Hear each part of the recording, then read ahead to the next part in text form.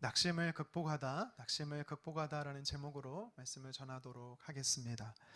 이번 주에 저를 비롯해 우리 성도님들에게 슬픈 소식이 비보가 들려졌습니다. 이 시간 이곳에서 함께 예배하던 우리 김은태 집사님께서 하나님 품으로 돌아가셨어요. 소천하신 거죠. 둘째 아드님인 영재 형제에게서 목요일 오후에 전화가 왔어요. 목사님 하길래 너무 오랜만에 이제 전화를 주셔서 저도 반갑게 영재 형제님 잘 지냈어요? 어떻게 지냈어요? 반갑게 대답을 했는데 목사님 하더니 막 울기 시작하는 거예요. 아버지가 돌아가셨다고. 와, 제가 말문이 막혔어요. 진짜로. 최미혁 권사님은 칠순 기념으로 큰 아드님 가정과 함께 베트남으로 여행을 갔다가 우리 김은태 집사님이 심장마비로 돌아가신 겁니다. 아드님의 전화를 끊고 얼마 후에 제가 권사님과 통화를 했어요. 그냥 전화를 붙들고 계속 울었습니다. 무슨 말로 위로가 되겠습니까? 부족함 투성인 목회자인 저를 늘 잘하고 있다고 응원해 주시면서 너무 무리하지 말라고. 둘째 아드님이 저랑 나이가 같거든요. 그래서 집사님이 항상 저를 보시면서 막내 아들 같다고 늘 아껴주셨는데 마치 아버지를 잃은 것처럼 저도 마음이 참 괴롭습니다. 우리가 누군가를 떠나 보낸다라는 거 준비되어 있지가 않습니다. 그래서 문제에 직면하게 되면 낙심하게 되는 거죠. 이뿐이겠습니까? 내가 원하고 바라는 대로 되지 않을 때 우리는 낙심하게 되는 겁니다. 성경은 심지어 우리가 좋은 일을 행하고 선한 일을 행함에도 불구하고 사람은 낙심할 수 있다라고 이야기를 합니다. 데살로니가후서 3장 13절 같이 읽겠습니다. 형제들아 너희는 선을 행하다가 낙심하지 말라. 아멘. 사방으로 우겨쌈을 당하고 답답한 일을 당하게 되면 여러분 낙심하게 되는 사람이 바로 저와 여러분들이에요. 방금 우리가 읽은 말씀에도 보면 우리가 살아가는 시대, 특별히 하나님의 백성들에게는요, 예수님이 뭐라고 말씀하냐면 낙심케 할 만한 상황들이 많다라고 이야기를 하세요. 오늘 본문을 우리가 이해하기 위해서는요, 본문이 우리에게 주는 이 메시지를 이해하기에 앞서 배경을 우리가 좀 잠시 살펴봐야 되는데요. 18장 우리 1절에서 8절의 말씀은요, 앞선 17장과 연속상에서 우리가 읽어야 됩니다. 바리새인들이 예수님께 나와서 질문을 한 가지 해요. 어떤 질문을 하냐면 하나님의 나라가 언제 임합니까? 언제 옵니까? 라는 질문을 합니다. 우리 누가복음 17장 20절 말씀 상반절 같이 한번 읽어보도록 하겠습니다. 바리새인들이 하나님의 나라가 어느 때에 임하니까 묻거늘 예수께서 대답하여 이르시되 아멘. 하나님의 나라에 대해서 바리새인들은요, 유대인들은 오해하는 게 한 가지 있었어요. 뭐냐면 마치 로마 통치에서부터 해방이 되어서 식민 지배로서 해방이 되어서 과거 다윗 왕이 통치하던 시대처럼 이스라엘이 세계 주도권을 가지고 통치하는 나라가 되는 것, 이게 하나님 나라에 임하는 건지 알았어요. 그러니까 예수님께서는 아니다. 누가복음 17장을 통해서 하나님의 나라는 영적으로 임하는 거다라고 말씀해 주시면서 오늘 우리가 읽은 본문 누가복음 18장 1절에서 8절을 이야기하고 계시는 겁니다. 예수님이요, 마지막 때가 온대요. 주님이 다시 오는 때가 있다라고 말씀하세요. 우리 8절 말씀을 같이 한번 읽어보도록 하겠습니다. 내가 너희에게 이르노니 인자가 올 때에 세상에서 믿음을 보겠느냐 하시니라. 아멘. 뭐라고 말씀하세요? 인자는 바로 예수님을 이야기하는 것이죠. 예수님이 마지막 때에 오신다라는 거예요. 예수님이 임재하실 때가 있다라는 거예요. 예수님은요, 십자가에서 죽으셨죠. 부활하셨죠. 그리고 하늘나라로 올라가셨습니다. 승천하셨습니다. 그리고 지금은 하나님 보좌 우편에 계시다가 때가 되면 다시 이 땅에 오시겠다라고 약속하셨어요. 그걸 재림이라고 말하죠. 저와 여러분들이 그래서 살아가는 이 시대는요, 예수님의 초림과 예수님의 재림 사이, 이때를 마지막 때라고 말합니다. 다른 말로 종말의 시대라고 이야기를 해요. 우리가 살아가는 이 시대는, 마지막 시대는요, 예수님이 뭐라고 말씀하시냐면 믿음을 보겠느냐라는 거예요. 여기서 말하는 믿음이 뭐냐면 어떤 믿음을 이야기하냐면 세상에 낙심시키는 일들이 참 많은데 그 낙심 가운데 빠지지 않고 낙심을 극복하는 사람의 믿음을 보겠느냐라고 이야기하는 거예요. 오늘 1절과 2절 상반절 같이 한번 읽어보도록 하겠습니다. 예수께서 그들에게 항상 기도하고 낙심하지 말아야 할 것을 비유로 말씀하여 이르시되. 아멘. 낙심하지 말라라고 주님께서 이야기하고 계시다는 거예요. 그러니까 예수님이 우리에게 무슨 말을 이야기하는 거냐면 하나님 나라를 임하는 그때가 오는데, 주님께서 이 땅에 재림하시면 완전한 하나님 나라가 임하는데, 오기까지 저와 여러분들이 살아가는 이 마지막 때는요, 우리를 낙심시키는 상황들이 너무나 많다라고 예수님께서 이야기하고 계신 거예요. 그래서 낙심되는 상황이 많지만 그럼에도 불구하고 낙심을 극복할 수 있는 믿음을 지녀라 라고 저와 여러분들에게 오늘 말씀을 가지고 교훈하고 있는 것입니다. 너무 쉽게 마음이 무너지는 존재가 저와 여러분들인데, 그러면 어떻게 우리가 낙심을 극복할 수 있을까요? 오늘 성경은 1절에 예수님이 낙심을 이길 수 있는, 극복할 수 있는 방법은 기도다라고 말씀하세요. 다시 1절을 같이 한번 읽어보겠습니다. 예수께서 그들에게 항상 기도하고 낙심하지 말아야 할 것을 비유로 말씀하여. 아멘. 여러분, 그러면 기도하면 낙심하지 않을 수 있습니까? 고개를 끄덕이시네요. 믿음이 너무 좋으신데. 전 아닌 것 같아요. 제가 목요일 날 전화를 끊고 나서요, 비전센터에서 기도했습니다. 하나님 왜 그러십니까? 솔직히 말하면 지금도 마음이 어렵고요, 아직 낙심된 상태 같아요. 저만 그럴까요? 여러분들도 그런 경험 있지 않으세요? 하나님 앞에 기도하는데 해결은 되지 않고 도리어 상황은 더 안 좋아지고, 그래서 답답하고 마냥 하나님 앞에 울어보신 적 있지 않으세요? 기도를 안 하시나요? 여러분, 그렇다면 오늘 1절에 기도하고 낙심하지 말아라 라고 말씀하시는 이 예수님의 말이 틀린 걸까요? 우리 현실과 너무 괴리감이 있는 거 아닙니까? 예수님의 말씀은 틀리지 않습니다. 하나님의 기록된 성경은 옳습니다. 그렇다면 오늘 예수님이 우리에게 항상 기도하고 낙심하지 말아라고 할 때 왜 이렇게 말씀하신 걸까? 우리 1절을 다시 한번 보면 중요한 단어들이 나와요. 항상 기도하고 낙심하지 말아야 할 것, 이 단어를 보면요, 기도하라라는 중요한 단어가 나오고요, 낙심하지 말라라는 단어도 나오면서 항상이라는 단어가, 중요한 단어가 또 나옵니다. 왜 예수님께서는요 항상이라는 말을 여기서 쓰고 계실까요? 이유는 우리를 낙심시키게 하는 문제들이 너무나 많기 때문이에요. 한 고비, 한 위기를 넘어서면 그거로 끝나면 좋은데, 또 다른 위기, 또 다른 고비가 계속해서 우리를요 쓰나미처럼 찾아오기 때문입니다. 그래서 항상 기도하라라고 이야기하는 것입니다. 뿐만 아니라 예수님께서 낙심을 극복하는 방법으로 기도하라고 하시면서 왜 항상 기도하라고 하시는가?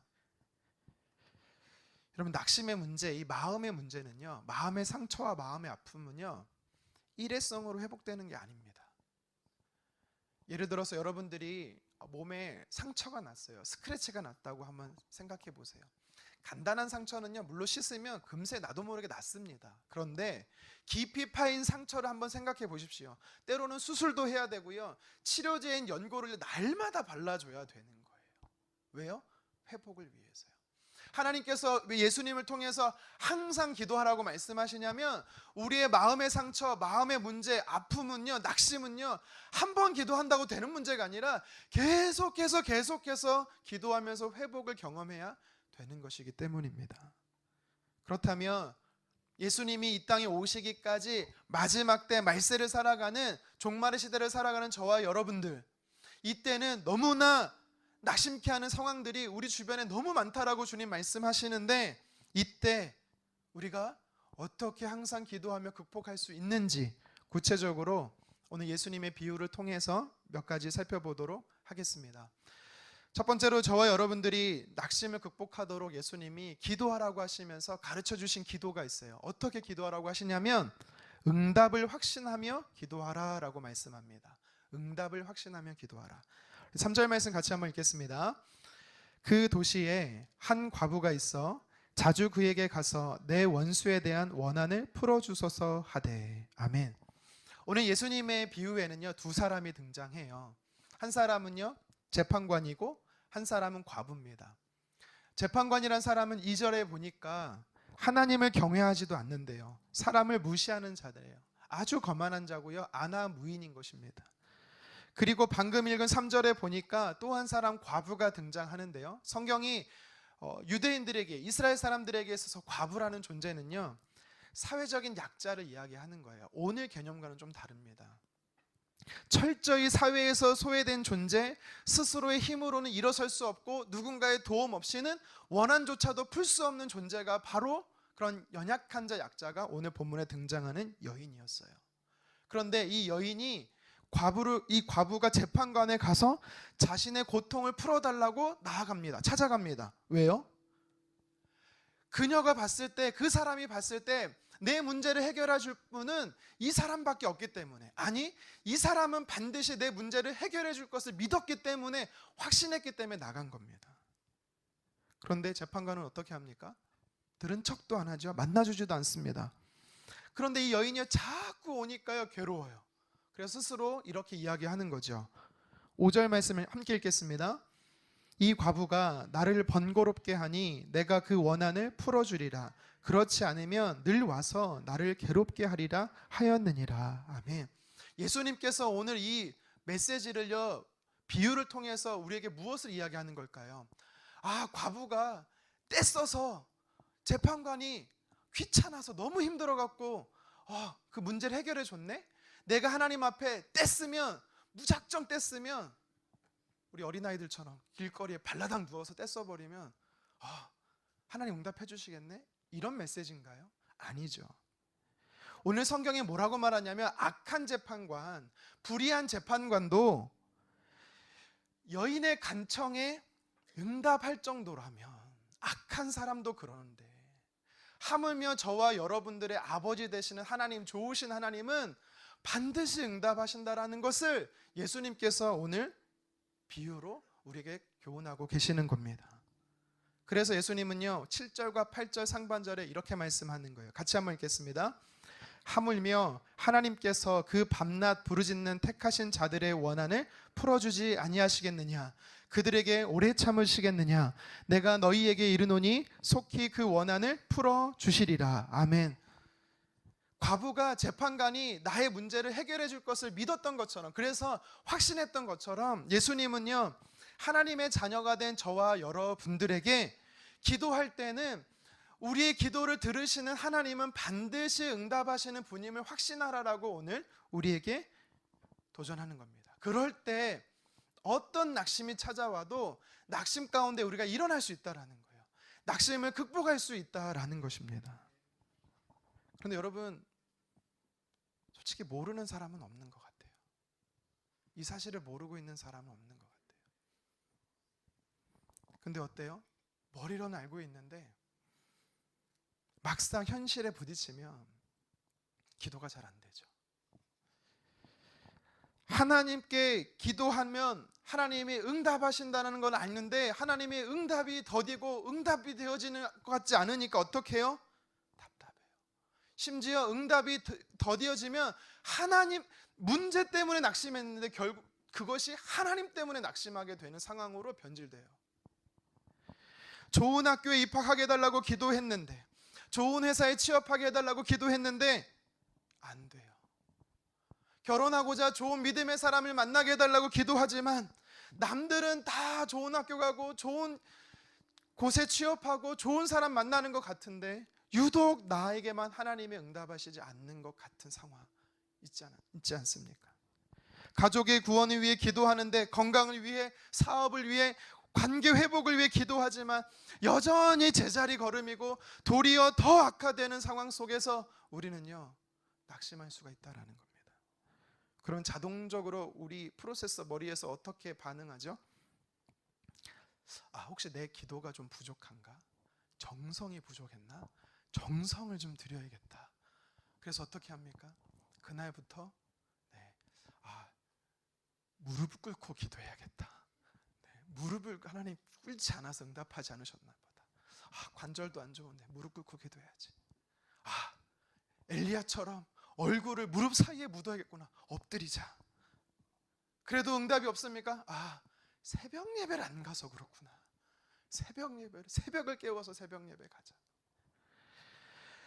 울어도 응답되지 않습니다. 그러면 지은 죄가 너무나 많구나. 어릴 때부터 다 끄집어내요. 과거에 회개했던 거 다 끄집어내서 하나님 앞에 다 회개합니다. 근데도 응답이 더뎌요. 그럼 어떻게 반응합니까? 그래, 죽기 살기로 금식해보자. 식음을 전폐하는 거예요. 하지만 그래도 전혀 해결될 걸 기미가 보이지 않으면 어때요? 결국 그래, 내가 기도한들 소용이 있냐, 낙심하게 되는 거예요. 좌절하고 하나님을 향해서 분노하게 되는 것입니다. 왜 하나님 응답하시지 않는가, 더딘가, 이거는 조금 이따가 좀 살펴보고요. 오늘 예수님께서 먼저 우리에게 낙심된 상황이 너무나 많은데 마지막 때를 살아가는 믿음의 사람으로서 저와 여러분들이 낙심의 상황에 좌절하고 절망하지 말고 일어나서 극복하라라고 도전하시면서 반드시 하나님은 기도에 응답하시는 분이다라는 확신을 가지고 이 사실을 믿으라고 우리에게 교훈하는 것입니다. 여러분, 왜 사람들이 기도를 안 할까요? 여러분들 생각해 보시라고요. 나는 왜 기도 안 할까? 기도가 힘드니까, 기도가 어려우니까. 맞습니다. 근데 어쩌면요, 내가 기도한다고 되겠어? 내가 기도한다고 하나님이 들어주시겠어?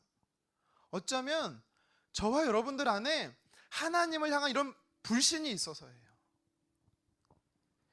오늘 성경은요, 분명히 말씀합니다. 예수님이 무엇을 얘기하는 거예요? 제 말은 못 믿겠더라도 기록된 하나님의 말씀, 예수님이 하신 말씀 여러분 좀 제발 믿으세요. 기도의 응답을 확신하라는 거예요. 하나님 반드시 응답하신다라는 거예요. 열왕기상 18장에 엘리야 선지자가 갈멜산 꼭대기에서 기도할 때 3년 6개월 동안 비가 내리지 않아서 하나님께 비를 달라고 기도합니다. 그러면서 사환에게 7번을 명령해요. 지중해를 바라봐라. 무슨 일이 일어났나? 첫 번째 보냅니다. 두 번째, 세 번째, 네 번째, 다섯, 여섯, 7번째까지 보내요. 성경이 7은 완전수기 때문에 응답될 때까지 보낸 거예요. 만약 완전수가 100이었으면 엘리야는 100번을 보냈을 겁니다. 근데 중요한 사실은 성경은요, 엘리야의 감정과 마음의 상태를 전혀 기록하지 않고 있다는 거예요. 만약 제가 엘리야하면 하나님 분명히 말씀하셔 놓고선 왜 응답을 안 하십니까? 라고 저는 따져 물었을 것 같아요. 그래도 3번까지는 인내하고 기다릴 수 있어. 하지만 4번, 5번, 6번 반복되더라도 하나님 그대로 여전히 변화가 없으면 하나님 이러실 수 있나? 그런데 오늘 성경에 엘리야는요, 전혀 그런 모습이 보여지지 않습니다. 왜입니까? 그는요, 낙심하지 않았다라는 거예요. 다른 말로 하면 그는요, 하나님께서 응답하실 것을 확신했다라는 것입니다. 야고보 1장 6절 7절에도 말합니다. 우리 같이 한번 읽어보도록 하겠습니다. 오직 믿음으로 구하고 조금도 의심하지 말라. 의심하는 자는 마치 바람에 밀려 요동하는 바닷물결 같으리니 이런 사람은 무엇이든지 주께 얻기를 생각하지 말라. 아멘. 야고보를 통해서 오늘 이 말씀에 의심하지 말라라고 할 때 여러분 이거 되게 많이 오해하는 분들이 있어요. 내가 의심하고 있어. 내가 막 흔들려. 이 말씀이 아니에요. 여기서 의심하지 말라라는 것은 무엇을 의심하지 말라냐면 하나님의 기도에 응답을 의심하지 말라라는 거예요. 하나님은 응답하시는 성품을 의심하지 말라라는 거예요. 내 감정을 의심하지 말라는 게 아니라 내 상황이 안 변할까 봐 그거가 아니라 왜 의심하지 못해요? 의심합니다.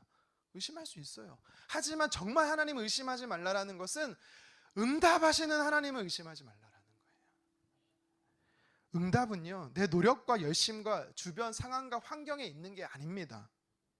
엘리야처럼 야고보처럼 또 오늘 본문에 나오는 이 여인처럼 하나님께 기도의 응답의 확신을 가지라라고 저와 여러분에게 도전하는 거예요. 오늘 이 과부녀 응답의 확신을 어디에 뒀어요? 재판관에 뒀어요. 이것이 우리에게 무엇을 비유로 말씀하시는 겁니까? 저와 여러분들이, 예수님은요, 이 여인처럼 저와 여러분들이 하나님께 우리의 응답의 확신을 두라라는 거예요. 내 감정과 내 환경과 내 상황에 두지 말고 하나님께 두라는 것입니다. 비록 내가 원하는 형태로, 내가 원하는 대로 하나님께서 응답하지 않으실 수는 있습니다. 그렇다 할지라도 신뢰하래요. 무엇을요? 하나님의 응답을 신뢰하래요. 마태복음 7장 11절입니다. 함께 읽겠습니다. 너희가 악한 자라도 좋은 것으로 자식에게 줄 줄 알거든 하물며 하늘에 계신 너희 아버지께서 구하는 자에게 좋은 것으로 주시지 않겠느냐. 아멘. 악한 불의한 재판관도 베풀어 줬어요. 예수님 또 말씀하시잖아요. 악한 자도 그 자식에겐 좋은 것으로 준다. 하물며 하나님, 십자가에서 너를 살리시기 위해서 하나밖에 없는 아들 예수 그리스도를 십자가에 내어주신 하나님이 저와 여러분들을 위해서 왜 응답하시지 않겠느냐. 반드시 응답하신다라고 말씀하는 것입니다. 여러분, 응답의 확신을 가지고 항상 기도하는 자, 낙심을 극복할 수 있는 것입니다. 계속해서 낙심케 되는 상황들이 우리에게 너무나 많다라고 이야기하시면서 어떻게 이 낙심의 문제를 극복할 수 있는지 예수님이 두 번째로 우리에게 말씀하세요. 기도하되, 항상 기도하되 끈질기게 기도하라라고 말씀합니다. 끈질기게 기도하라. 우리 3절 상반절 다 같이 한번 읽겠습니다. 그 도시에 한 과부가 있어 자주 그에게 가서. 아멘. 과부가요, 재판관에게 자주 갔대요. 여기서 말한 자주는요, 반복이라는 뜻입니다. 계속이라는 뜻입니다. 끊임없이 갔다라는 겁니다. 오늘만 간 게 아니라 어제도 갔다라는 겁니다. 그제도 갔다라는 거예요. 지난달도 갔다라는 거예요. 오늘 해결 안 되면 내일도 가겠다라는 거예요. 아니, 응답될 때까지, 이 문제 해결될 때까지 이 여인은요, 그 재판관에 가겠다라고 다짐하고 있는 단어가 자주라는 단어예요. 본문의 과부는요, 자신이 처한 억울한 상황 때문에 낙심될 수도 있었어요. 또 이 문제를 내가 해결하고 싶어도 내 주변 사람이 나를 대신해서 해결해 줄 수 있는 상황이 아니니까 너무나 내 이 연약함, 내 이 안타까운 상황 때문에 낙심할 수 있는 겁니다. 해결하지 못하는 자신의 연약함 때문에 낙심할 수가 있는 거예요. 뿐만 아니라 계속해서 찾아가지만 만나주지도 않고 내 말을 들어주지도 않고 거절하는 이 재판관 때문에 이 여인은 더 낙심할 수 있었어요. 그럼에도 불구하고 그는 뭐라고 말해요? 수차례 거절당했어도 절대 포기하지 않고 뒤로 물러서지 않고 재판관에게 나아갔다라고 말합니다. 낙심하지 않은 거예요. 예수님께서 이 여인처럼 저와 여러분들에게 항상 하나님께 기도할 때 끈질기게 기도하라고 도전하시는 겁니다. 비유는 불의한 재판관이 의도적으로 문제를 해결하지 않으려고 했다가 어쩔 수 없이 문제를 해결해 준 거잖아요. 근데 우리 하나님은요, 그런 분이 아니세요. 달라요. 7절 다시 한번 읽어볼까요? 하물며 하나님께서 그 밤낮 부르짖는 택하신 자들의 원한을 풀어주지 아니하시겠느냐. 그들에게 오래 참으시겠느냐. 아멘. 하나님은요, 저와 여러분들을 향해서 택함 받은 자라고 말씀하세요. 하나님의 백성, 하나님의 자녀라는 거예요. 오래 참지 않으시겠다라는 거예요. 속히 응답하시겠다라는 거예요. 만약 이 여인이 재판관에게 찾아갔을 때 그 탄원을 들어주지 않는 이 재판관의 모습처럼 만약 내가 기도할 때 하나님이 느껴지고 또 그렇게 보여진다 할지라도 예수님은 뭐라고 말씀하시냐면 낙심하지 말라라는 겁니다. 왜요? 우리가 끈질기게 기도하면 하나님 반드시 극복할 수 있도록 도우시기 때문입니다. 문제는요, 하나님께 있는 게 아니에요. 문제는 나에게 있는 거예요. 너무 쉽게 빨리 포기하는 나에게 있는 거예요. 몇 번을 해보고 한 번, 두 번 해보고 쉽게 포기하는 나에게 있는 것입니다. 우리는 기도의 성급함과 조급함을 버려야 되는 거예요. 시편 40편 1절에 다윗이 이렇게 고백합니다. 함께 읽겠습니다. 내가 여호와를 기다리고 기다렸더니 귀를 기울이사 나의 부르짖음을 들으셨도다. 다윗이 지금 뭐라고 고백하고 있는 것입니까? 기다리고 기다렸다라고 말해요. 여기서 말하는 기다렸다라는 건요, 하나님께서 응답하실 때까지 인내했다라는 것도 되지만 끈질기게 기도했다라는 것을 이야기하는 것입니다. 사랑한다며, 하나님 택하셨다며요, 자녀라면서요. 그러면 빨리 응답하면 좋잖아요. 그럼 왜 이렇게 길게 기도하게, 응답이 더디도록 오래 기도하게 하실까? 이유가 몇 가지 있습니다. 3가지 정도 말씀을 드리고 싶은데요. 첫 번째는 우리가 왜 끈질기게 기도하고 오래 기도해야 되냐면, 하나님 왜 그걸 허락하시냐면 하나님을 바라보길 원하시기 때문이에요. 우리가 많이 기도할 때 여러분 대부분 문제에 집중될 수가 있어요. 이 문제를 해결받는 거에만 집중할 수가 있어요. 반짝 주님 앞에 엎드릴 때가 있어요. 근데 이 문제 딱 해결되잖아요. 사라져요. 여러분 생각해 보세요. 내 아들이 내 딸이 고3일 때 여러분 열심히 기도했잖아요. 수능 끝난 다음 날 어디 가셨어요? 우리가요, 이 문제에만 집중합니다. 이 문제 해결받는 거에만 집중합니다. 내 건강 회복되는 것만 집중하고요, 내 사업 잘 되는 것만 집중하고, 내 자녀 잘 되는 것만 집중해요. 근데 주님이 원하시는 게 뭔지 아세요? 아니, 너가 나와 가까워지는 걸 주님이 기뻐하시는 거예요. 다시 말해서 우리의 시각에서 내가 하나님께 바라보는 거를, 내 시각이, 믿음의 시선이 이 문제 자체에 있는 게 아니라 하나님께 있기를 주님이 원하신다라는 거예요.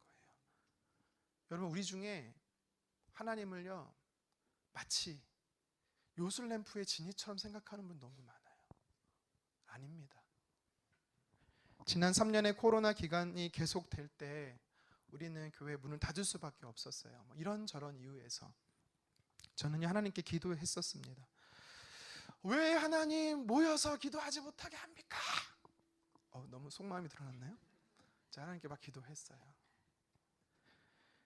못 기다리니까 응답을 안 하시는 것 같으니까 제가 분도 나고 화도 나고 스트레스가 막 되더니 이 몸으로 나타난 거예요. 그래서 신경이 마비가 된 거죠.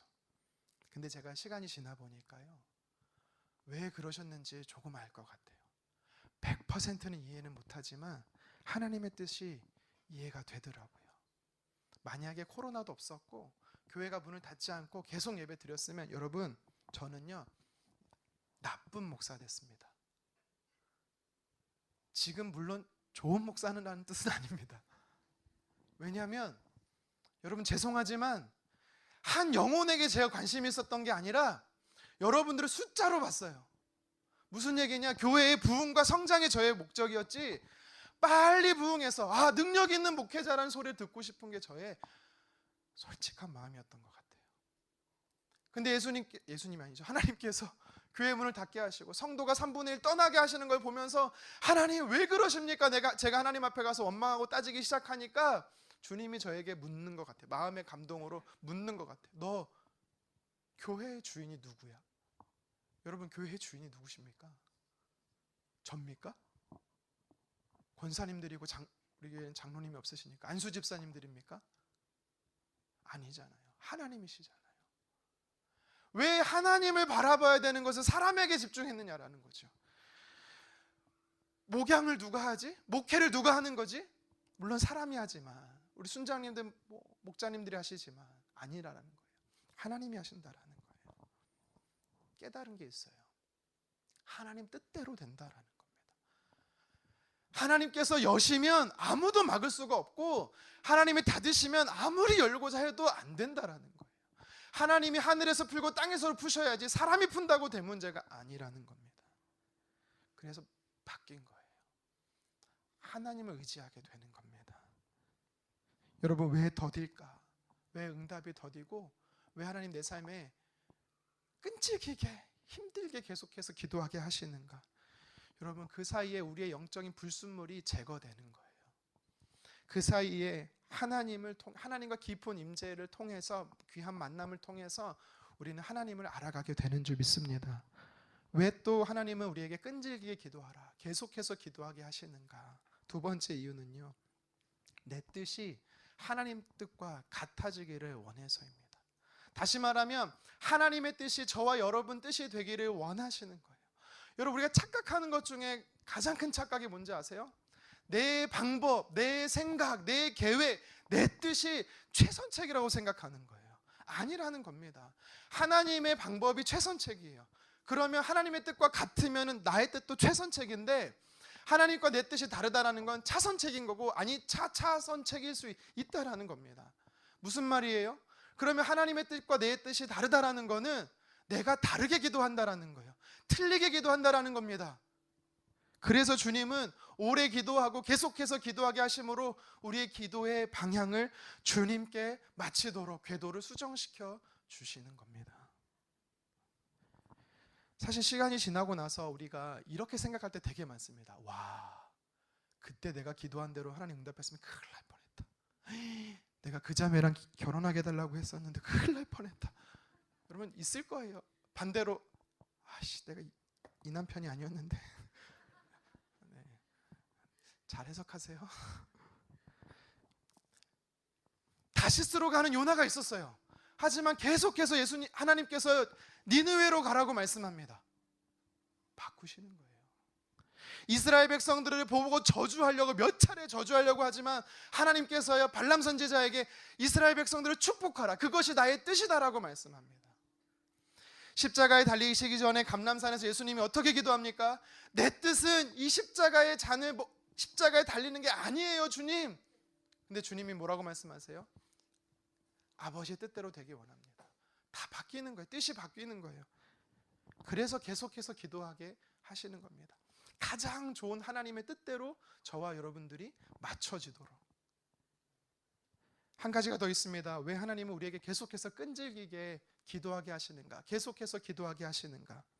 그 이유는요, 내가 구하는 것보다 더 좋은 것을 주기 위해서입니다. 다른 말로 하면 더 큰 은혜를 부어주시기 위해서예요.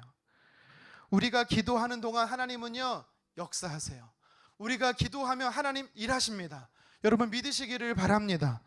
이 기간 동안에 하나님이 역사하는 것을 우리가 몰라서 그렇지, 이 기간 동안에 우리가 기도하면 하나님은 역사하실 뿐만 아니라 우리의 믿음이 자라나게 될 거예요. 아브라함은요 하나님께서 아들을 주겠다라고 말씀하시면서 그를 갈대와 우리에서 부르셨는데 25년 동안 하나님이 응답하시지 않는 겁니다. 오랫동안 인내하면서 끈질기게 기도하는 겁니다. 고통스러운 시간이었던 거예요. 그런데 하나님은요 응답하셨어요. 그리고 그의 믿음은 자랐어요. 한 권사님을 좀 소개하고 싶은데요, 막내딸이 이제 고등학교 진학하면서 이제 대학을 가기까지 이 권사님이 내가 엄마로서 이 아이를 위해서 3년을 기도해야겠다. 새벽 제단을 1000일을 쌓아야겠다. 1000번제를 하루로 계산해서 1000일을 쌓아야겠다고 작정하신 권사님이 있었습니다. 죽는 한이 있어도 어떤 이유에서도 난 결코 기도를 멈추지 않고 계속하겠다라고 작정하신 권사님이었어요.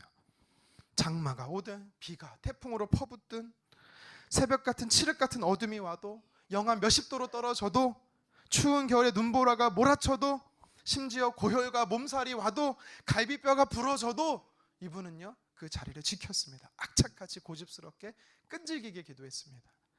심지어 해외에서 가족이 누가 결혼하는데 그 결혼식도 참여하지 않았습니다. 왜요? 약속을 지키기 위해서, 그 기도를 끈질기게 하기 위해서. 명절이 되어서 자고 가라는 가족들에게 미안하다고, 따가운 시선을 다 설명할 수 없으니까, 이해 못하니까 따가운 시선을 받았음에도 불구하고 새벽 기도를 쌓기 위해서요 그분은요 다시 그 자리에 오는 겁니다. 100일이 지나고 200일이 지나면서 권사님의 영이 달라지는 것을 느낍니다. 하나님께서 이 자리를 통해서 나를 부르셨고 나와 만나기를 기뻐하시고 나를 통해서 영광 받으신다는 사실을 권사님이 깨닫기 시작하는 거예요. 그런데 은혜는요 사실 셋째를 위해서, 막내를 위해서 기도한 시작이었는데 은혜는 둘째에게서 왔습니다. 둘째 딸이 중국에서 유학 생활을 하고 있었어요. 그런데 하루는 연락이 왔어요. 딸이 다니는 학교에 큰 불이 났다라는 거예요. 근데 알고 보니까 나중에 그 딸이 있던, 둘째 딸이 있던 숙소에 다 불탔던 거예요. 지금처럼 핸드폰이 있어서 언제든지 통화할 수 있는 그런 시대가 아니었기 때문에 전화 통화가 안 되는 겁니다. 연락이 안 되는 거예요. 가족들이 빨리 중국으로 가자 해도 권사님이 거절해요. 아니라고. 내가 내일 기도하러 가겠다고. 끈질긴 기도를 하는 겁니다. 다음날 새벽에 엎드려서 하나님 앞에 기도할 때 하나님 지켜주십시오, 보호해 주십시오, 살려주십시오. 그런데 사실 이 기도를 하기 전부터, 이 일이 벌어지기 전부터, 한 달 전부터 하나님께서는요, 이 권사님께 어떤 기도를 둘째 딸을 위해 시켰냐면 보호하시도록, 지키시도록 기도를 시키셨다라고 그분이 간증을 하더라고요. 나중에 알게 된 사실인데, 여러분, 불이 확 나면요, 건물에 불이 다 타면요, 검은색 연기가 나오잖아요. 유독가스가 나오잖아요. 대부분 사람들 불타서 죽는 게 아니라 유독가스 때문에 죽는 겁니다. 깨어나지 못하고 죽는 거예요. 사실 새벽에 잠자는 데에 불이 그렇게 크게 났기 때문에 많은 사람들이요 질식해서 죽었어요. 그런데 이 따님은 깨어났어요.